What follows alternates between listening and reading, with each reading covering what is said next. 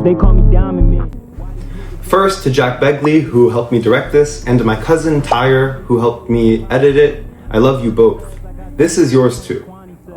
So, let's begin. May the beautiful minds win.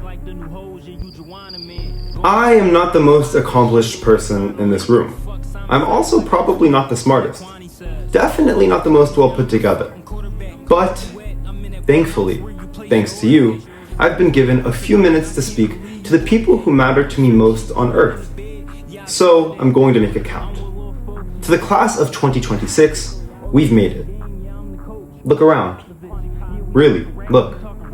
To the economists, the government majors, the philosophers and the scientists, the mathematicians and the athletes, the football team who bled for the school on cold Saturday mornings, the swimmers who got up sometimes even earlier.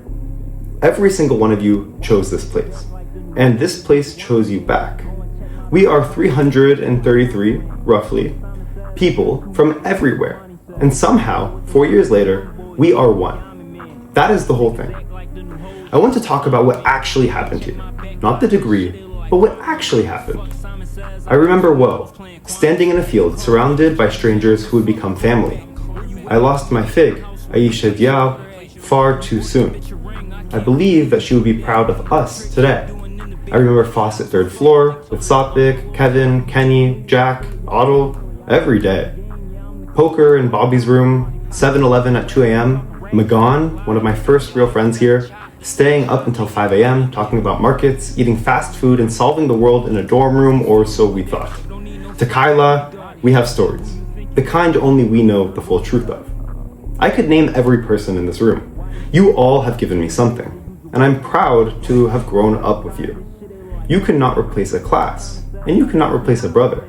These are the people who saw you at your worst and stayed, and that is sacred. I have lost a lot. I had an NFT project in high school that collapsed. I evaporated $150,000 on GameStop, and $300K was stolen from me by a North Korean hacker. I'm not joking. And each time that these things happened, I thought that it was over, but each time it wasn't. If you knew that you only had to fail 10 times before succeeding, you would run towards those failures. The only loss that kills you is the ones that stop you from getting up. Fail fast, fail often, and fail forward. My dad, my Bubba, my inspiration came to this country alone at 14, with no money. He had one goal, to become a doctor, and he faced immigration battles and issues that you'd expect as an Arab American during some of the wars. Every wall that this country builds, he climbed over, and he climbed over them alone. Bubba, I see you, and everything that I do is because of you. A lot of us have someone like that, and whether they're here today or not, honor them. Not just with words, but what you create, and what you build. Once there was a kingdom ruled by a dragon, and every day it demanded tribute. Thousands of lives. And for centuries the kingdom just accepted it. They called it inevitable, and the way that things are. Then one day, someone said no. They worked and they built. They refused and they slew the dragon.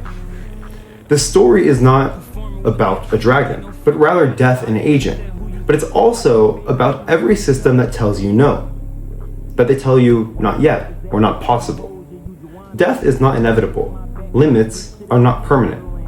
You just need a computer and an idea, and the refusal to stop. That is all. Professor Yaron Raviv, thank you. You taught me that life is a competitive game with incomplete information, and in those conditions, the players who win long-term are not the ones who go at it alone. The winners collaborate and collude. They build coalitions. They create asymmetric advantage through trust, and I trust you.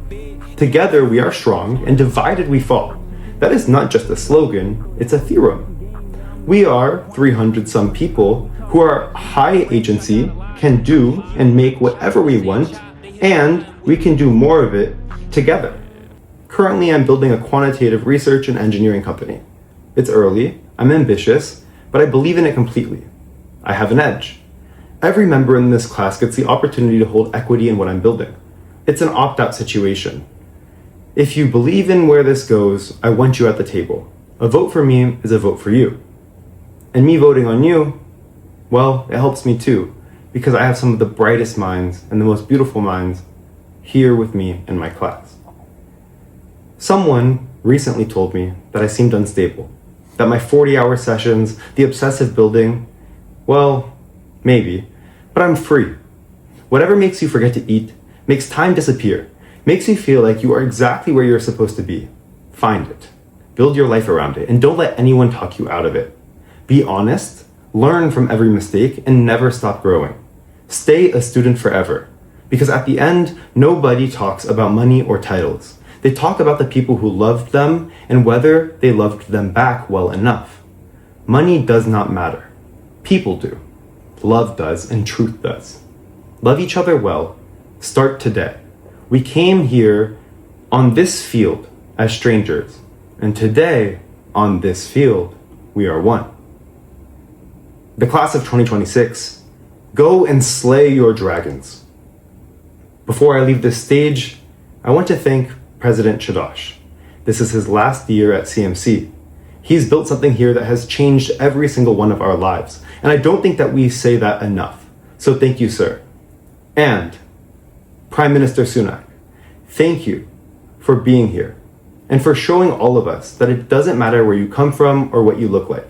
The top is reachable, and we see you.